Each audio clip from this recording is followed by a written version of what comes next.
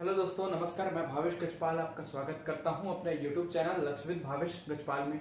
Channel के साथ बने रहने के लिए चैनल को लाइक कीजिए, सब्सक्राइब कीजिए, साथ ही बेल आइकन को प्रेस कीजिए।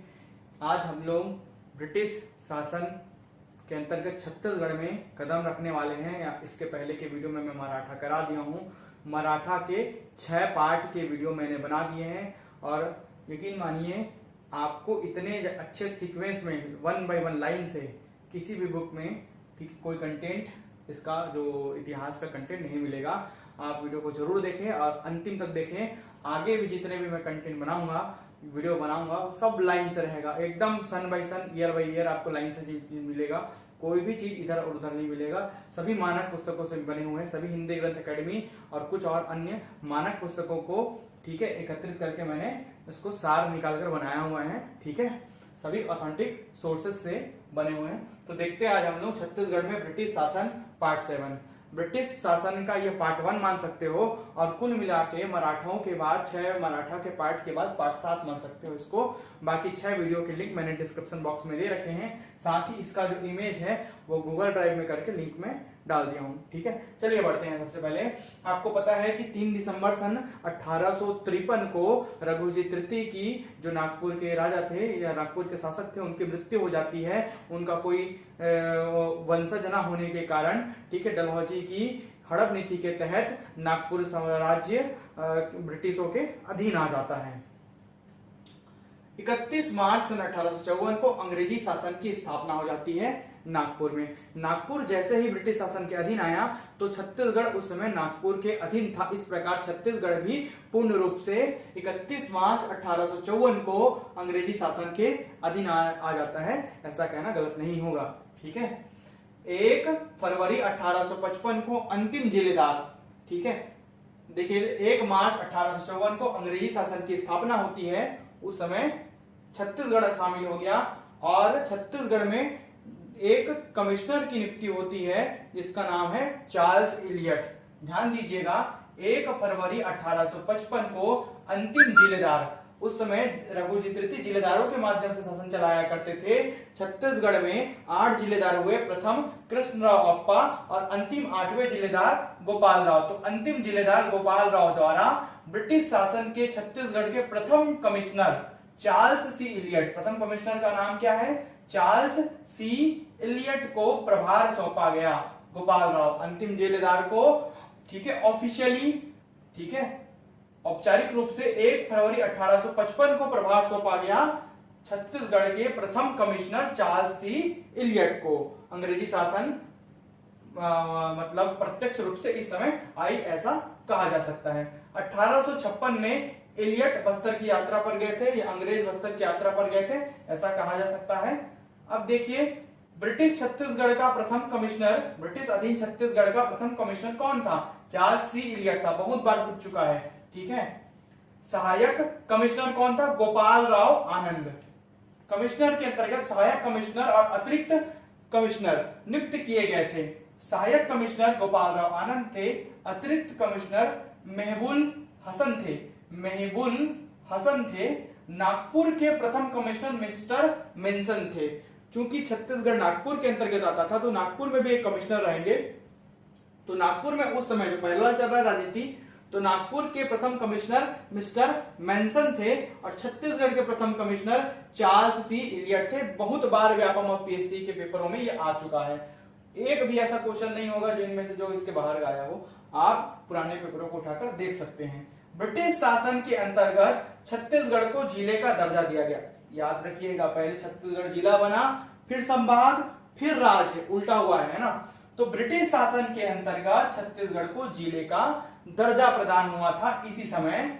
ठीक है, जब नागपुर के अंतर्गत छत्तीसगढ़ आ गया। 1862 में मध्य प्रांत सेंट्रल प्रोविंस में छत्तीसगढ़ संभाग बना 1862 में। इसके बारे में आगे पढ़ाऊंगा, ये थोड़ा सा कड़ी बीच में जोड़ दिया हूं। तो ब्रिटिश शासन के अंतर्गत छत्तीसगढ़ जिला बना और 1862 में मध्य प्रांत, जिसको बरार कहते थे या सेंट्रल प्रोविंस कहते थे, उसके अंतर्गत छत्तीसगढ़ संभाग बनाया गया था। अब इसी कड़ी में आगे बढ़ते हैं। यहां से तहसीलदारी व्यवस्था 1854 में लागू हुई। इसमें 3 तहसील बनाए गए थे। रायपुर पहले तहसील बना, फिर जिला बना, फिर संभाग बना। याद रखिएगा, उल्टा हुआ है। रायपुर पहले तहसील बना छोटा, फिर जिला, फिर संभाग। तो 1854 में 3 तहसील बनाए गए, रायपुर, धमतरी, रतनपुर। रायपुर तहसील बना। मुख्यालय में, इस तहसील के मुख्यालय में सबसे ऊंचा अधिकारी एक तहसीलदार, एक नायब तहसीलदार, एक सियानवीस, एक कानूनगो, एक मोहरीरे हुआ करते थे। ये सभी एक मुख्यालय में हुआ करते थे। तहसीलदार, नायब तहसीलदार, सियानवीस, कानूनगो, मोहरीरे। पहला पुनर्गठन, इस तहसीलदारी व्यवस्था का पुनर्गठन किया गया। पुनर्गठन 1 फरवरी 1857 को किया गया। इस दोनों के बीच में, ठीक है, इलियट के द्वारा 3 वर्षीय राजस्व व्यवस्था लागू की गई थी 1855 से 1857 में। 54 से 57 के बीच में, 1855 से 57 में 3 वर्षीय राजस्व व्यवस्था लागू की गई थी। इसको मैं आगे पढ़ाऊंगा, तो 57 से पढ़ाता हूं। 1 फरवरी 1857 को तहसीलों का पुनर्गठन किया गया। रायपुर, धमतरी, रतनपुर तो थे ही, इसके अलावा धमधा और नवागढ़ 2 तहसील और हो गए। अब तहसीलों की संख्या 5 हो गई। दूसरा पुनर्गठन तहसीलों का, धमधा के स्थान पर दुर्ग को तहसील बनाया गया। अब धमधा तहसील नहीं रहेगा, क्या रहेगा? दुर्ग रहेगा। क्या रहेगा? दुर्ग रहेगा। आपको एक बात देखना है कि इलियट के द्वारा 3 वर्षीय राजस्व व्यवस्था लागू की गई थी 54 से लेकर 57 के बीच में, जिसमें 55, 56 और 57 का काल था। ठीक है, इसमें अब परगनों की संख्या 12 परगने हो गए थे। आपको पढ़ाया हूं कि 9 परगने थे पहले। ठीक है, कितने परगने थे? परगना पद्धति में 9 परगने थे। पहले 8 थे, फिर दुर्ग और धमधा को अलग अलग किया गया। 1820 तक 9 परगने हो गए। फिर इसमें 3 परगने और जुड़ गए। मतलब ब्रिटिश काल में कितने परगने हो गए? 12 परगने। 55 से 57 तक के बीच में परगना पद्धति में 12 परगने हो गए ब्रिटिश काल में। गुल्लू, सिमगा, मारो और बीजापुर, ये 4 नाम लिखा हूं। एक को पुनर्गठित किया गया था, वो था राजरो। ठीक है, राजहरा या राजरो। गुल्लू, सिमगा, मारो और बीजापुर ये नए परगने थे। ठीक है, ब्रिटिश काल में कुल 12 परगने हो गए। राजस्व दृष्टि से परगने 3 भाग में बटे थे, खालसा भूमि, जमींदारी क्षेत्र और ताहुतदारी क्षेत्र। इन्हीं परगनों में खालसा क्षेत्र अर्थात मराठों के अंतर्गत जो प्रत्यक्ष क्षेत्र थे, अब ब्रिटिशों के अंतर्गत प्रत्यक्ष क्षेत्र को खालसा क्षेत्र बोलेंगे। जमींदारी, जमींदारों के अंतर्गत के क्षेत्र को, और ताहुतदारी तज्य और बंजर भूमि को जो रेंट पर दिए गए हैं, लीज पर दिए गए हैं कुछ समय के लिए जमींदारों को, वहां पर सिंचित बनाने के लिए। अब आगे बढ़ते हैं। मध्य प्रांत का गठन होता है 2 नवंबर 1861 को। 1861 में मध्य प्रांत सेंट्रल प्रोविंस सीपी का गठन होता है। छत्तीसगढ़ का प्रशासन अब चीफ कमिश्नर संभालेगा। चीफ कमिश्नर जिसका मुख्यालय नागपुर होगा। अभी भी हमारा प्रशासन नागपुर से ही चल रहा है। छत्तीसगढ़ का प्रशासन अब चीफ कमिश्नर संभालेगा। जब मध्य प्रांत बन गया तब 2 नवंबर 1861 से वो उसका मुख्यालय नागपुर होगा। ठीक है, इस नागपुर के अंतर्गत 3 संभाग होंगे और 10 जिले होंगे। जब सेंट्रल प्रोविंस बन गया, ठीक है, तो उसके अंतर्गत 3 संभाग और 10 जिले बनाए गए। इसका मुख्यालय नागपुर बनाया गया। नागपुर के अंतर्गत नहीं, मध्य प्रांत के अंतर्गत 3 संभाग और 10 जिले बनाए गए। नागपुर उसका मुख्यालय हुआ। अब देखिए, 2 नवंबर 1861 को ही इन 10 जिलों में से 3 जिले छत्तीसगढ़ के थे। ठीक है, याद रखिएगा, 2 नवंबर 1861 को 10 जिले और 3 संभाग बने। नागपुर उसका मुख्यालय बना और मध्य प्रांत का गठन हुआ। मध्य प्रांत के अंतर्गत ये, मध्य प्रांत के अंतर्गत ये, नागपुर उसका मध्य प्रांत का मुख्यालय हुआ। 2 नवंबर 1861 को ही इस 10 जिलों में से 3 जिले छत्तीसगढ़ के थे। रायपुर जिला, बिलासपुर जिला, संबलपुर जिला। रायपुर तहसील 1854। रायपुर जिला कब बना? 2 नवंबर 1861 को। साथ साथ बिलासपुर और संबलपुर भी जिला बना, छत्तीसगढ़ के अंतर्गत थे। ठीक है, पहले 3 संभाग बनाए गए। बाद में 1862 में छत्तीसगढ़ को मध्य प्रांत का संभाग बनाया गया। 5 संभागों में शामिल किया गया।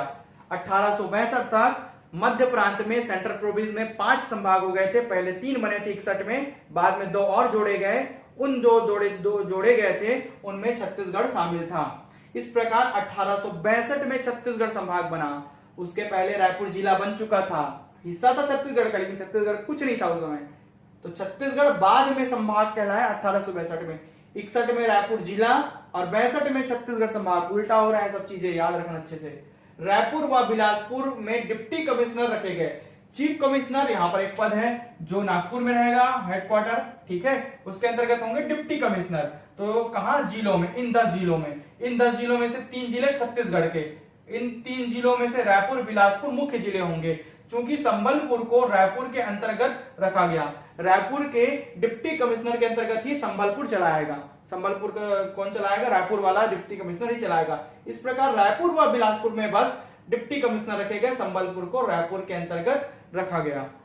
इस प्रकार रायपुर कमिश्नरी 1865 में बना। डिप्टी कमिश्नर बन गया मतलब क्या बन गया? कमिश्नरी बन गया। तो ये असिस्टेंट प्रोफेसर में इसको घुमा के पूछा था, ये लिख लिया हूं जो पूछा गया क्वेश्चन था सीजीपीएससी असिस्टेंट प्रोफेसर 2017 में जो क्वेश्चन पूछा गया था कि रायपुर पहली बार कमिश्नरी कब बना, तो 1862 में कमिश्नरी बना। जब डिप्टी कमिश्नर की नियुक्ति हुई तभी कमिश्नरी कहलाता है। तो 1862 में ही डिप्टी कमिश्नर की नियुक्ति होती है। इस प्रकार वो रायपुर पहली बार कमिश्नरी 1862 में बना। और इसके नीचे की स्टोरी तो मैं पहले पढ़ा चुका हूं। वीडियो आपको कैसा लगा? वीडियो को लाइक कीजिए, सब्सक्राइब कीजिए, साथ ही शेयर कीजिए। धन्यवाद।